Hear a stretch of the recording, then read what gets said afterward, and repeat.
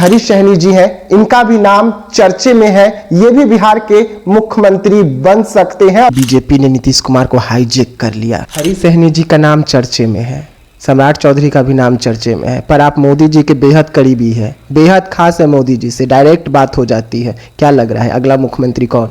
नमस्कार, मैं विकास सिंह राजपूत और आप देख रहे हैं देशवा न्यूज। देखिए, बिहार की राजनीति में इस वक्त बवाल है। सीएम नीतीश कुमार जब से राज्यसभा के लिए नामांकन किए हैं, तब से बिहार का अगला मुख्यमंत्री कौन होगा, इसको लेकर कई नाम अब तक सामने आ चुके हैं। बीजेपी अपना मुख्यमंत्री किसे बनाएगी, इस पर खूब चर्चा हो रहा है। और इस वक्त हमारे साथ में पूर्व बिहार सरकार के मंत्री हरीश सहनी जी हैं, इनका भी नाम चर्चे में है। ये भी बिहार के मुख्यमंत्री बन सकते हैं और इनका नाम खूब इस वक्त सुर्खियों में है। तो सीधा हम सर से जुड़ते हैं। पहले तो बिहार की जो इस वक्त राजनीति है, नीतीश कुमार राज्यसभा जा रहे हैं, क्या आपने कभी सोचा था कि नीतीश कुमार चुनाव के ठीक 105 दिन बाद राज्यसभा के लिए नामांकन कर देंगे?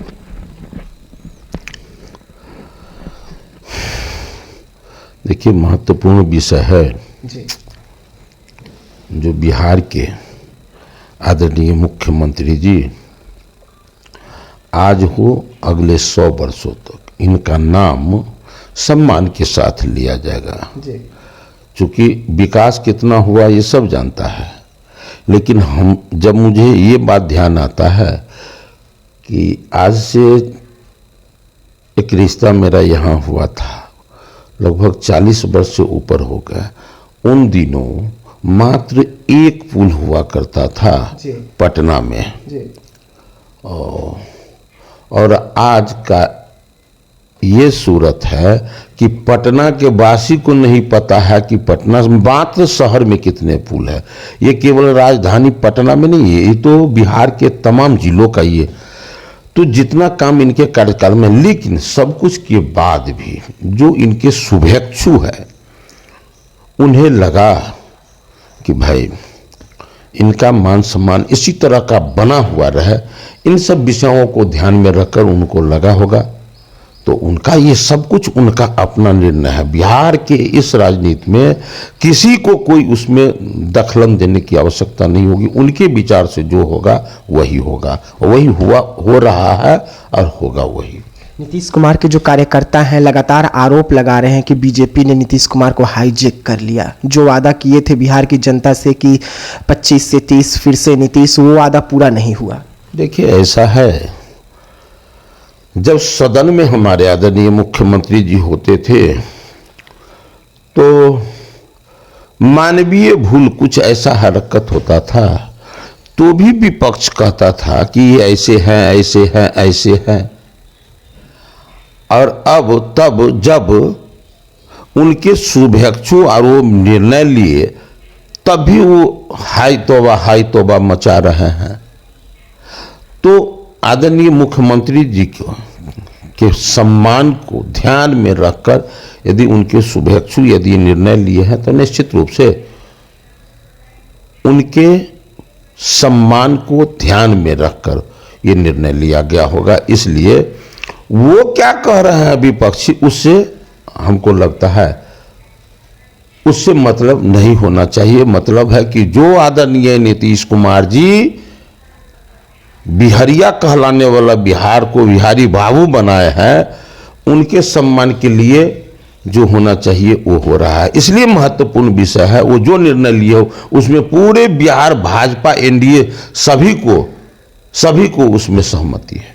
निषाद जो है पार्टी ज्वाइनिंग करने जा रहे हैं, उनकी एंट्री हो रही है, बीजेपी स्वागत करेगी निषाद की? भाई, सबके दिल में पहले से था, सबके दिल में था।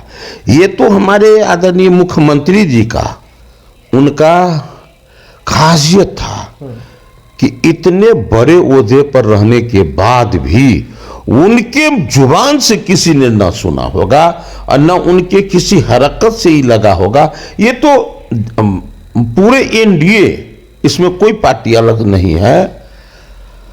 आदरणीय उपेंद्र कुशवाहा जी भी तो पहले ही से कहते थे।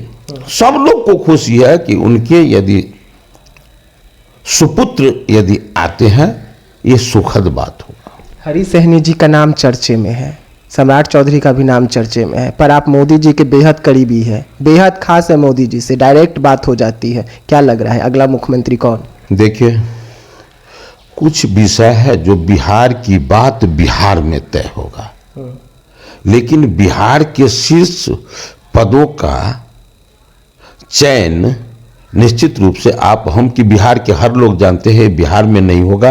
बिहार की बात वहाँ ऊपर में बैठकर आदरणीय हमारे मुख्यमंत्री जी और उनके शुभेच्छु बैठकर वो लोग निर्णय लेते हैं। इसलिए ये बहुत ऊंची तबके की बात है, इसलिए ये सब बात हम लोगों के मुंह से शोभा भी नहीं देगा और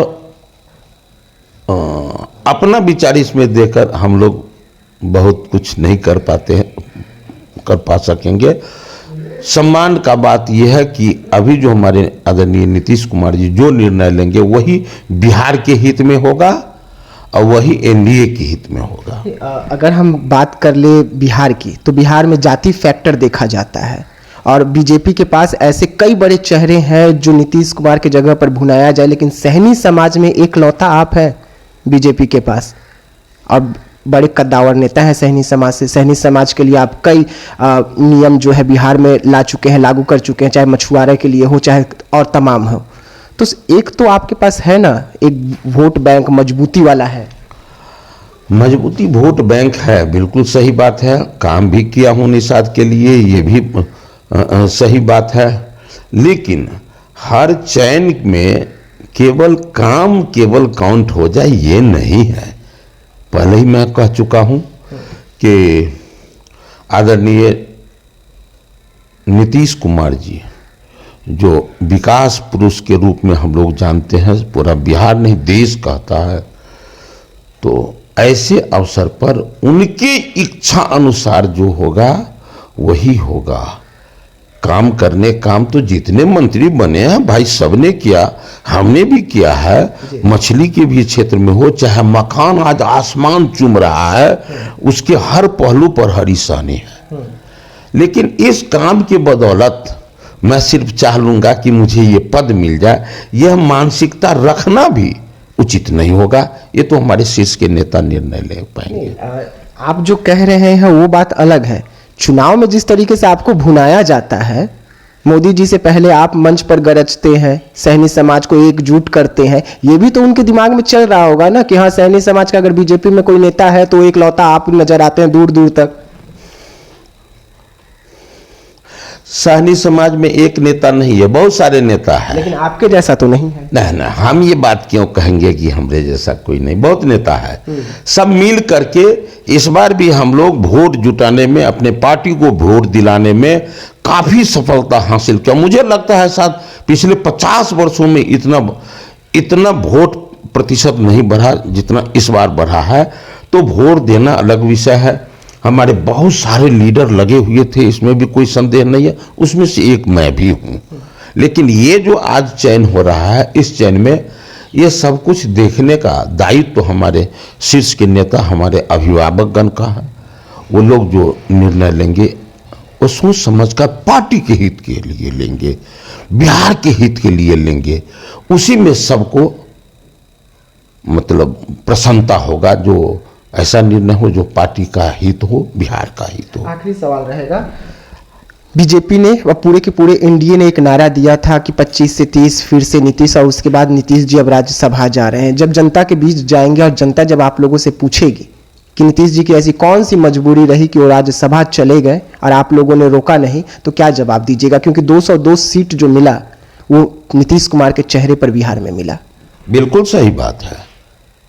एनडीए वैसे ही थोड़ी मजबूत है जी।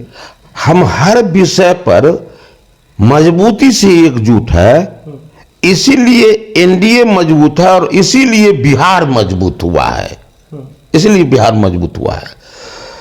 तो आज भी नीतीश जी के इच्छा अनुसार ही सब कुछ निर्णय हो रहे हैं। इसलिए हमको किसी को कुछ उत्तर देने के लिए खोजने की आवश्यकता नहीं होगी। जिसमें उनका रजामंदी है उसी के अनुसार सारे हमारे शीर्ष के नेता भी कदम उठा रहे हैं। इसलिए हम लोग को कोई कठिनाई नहीं होगी और वो अब स्वयं भी बोले हैं कल के वो अपने बैठक में कि हम कहीं भी रहेंगे लेकिन बिहार पर मेरा पूरा निगाह होगा। ये वैसे भी वो कहे हैं, वो तो दधीची के तरह है। इस अवस्था में भी वो सेवा दे रहे हैं, ये मूल्यवान विषय है। दधीची मुनि के तरह है। ये बड़ी बात है कि इस अवस्था में भी इतना हमारे विपक्षी विरोध करते रहे, लेकिन उनके विरोध करने से नहीं होगा भाई। ये तो एनडीए है, उनके मान प्रतिष्ठा, उनके सपनों के बिहार, सब कुछ को ध्यान में रखकर पार्टी निर्णय लेगी। चलिए, पूर्व बिहार सरकार के मंत्री हरीश सहनी जी थे। इस वक्त इनका नाम चर्चे में खूब है कि अगला बिहार के मुख्यमंत्री हरीश सहनी हो सकते हैं। अब क्या कुछ फैसला होता है केंद्र का, ये भी देखने वाली बात होगी, लेकिन चर्चा के बीच में इन्होंने साफ तौर पे कहा है कि नीतीश कुमार का फैसला जो है वो सभी को मंजूर होगा और नीतीश कुमार अपने मन से दिल्ली की राजनीति करने के लिए बिहार से जा रहे हैं। तो ऐसे तमाम खबरों के लिए बने रहिएगा देशवा न्यूज के साथ। दीजिएगा इजाजत, धन्यवाद।